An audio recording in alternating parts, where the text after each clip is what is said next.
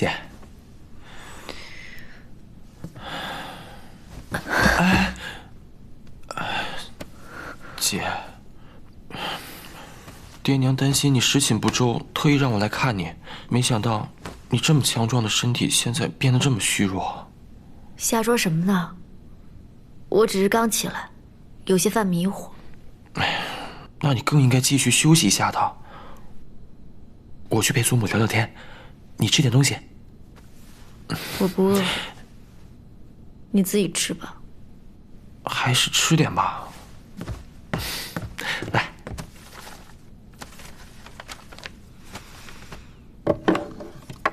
哇，全是山珍海味，尽是上等佳肴。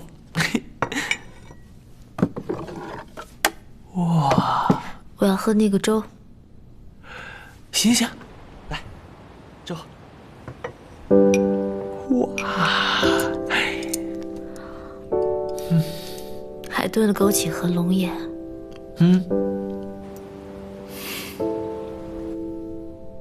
你们费心了。客气什么啊？反正也不是我送的。不是家里送来的。这个放凉了的才是家里带来的。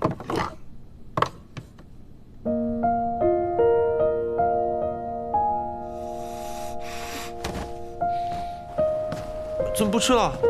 都好几天没吃饭了，难得这碗粥合你胃口，多吃几口嘛。他既然不愿意，袒露心扉，诚然相对，却又假惺惺送来餐食，这饭不吃也罢。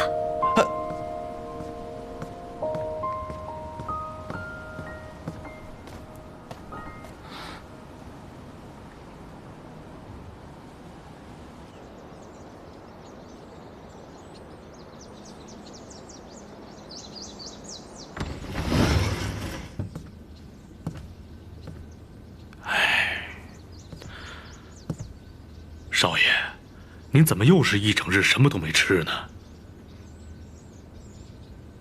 容伯费心了。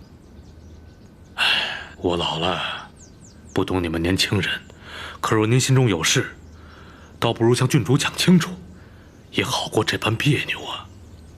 我又怎会不知？可不想他知道，是为了护着他。有些事儿，隐瞒并不代表失保护啊。人同此心，心同此理。郡主的性子率真，又是极为善良之人，恐怕他想要的并不是这一盒龙井糕，而是您口中的实话呀。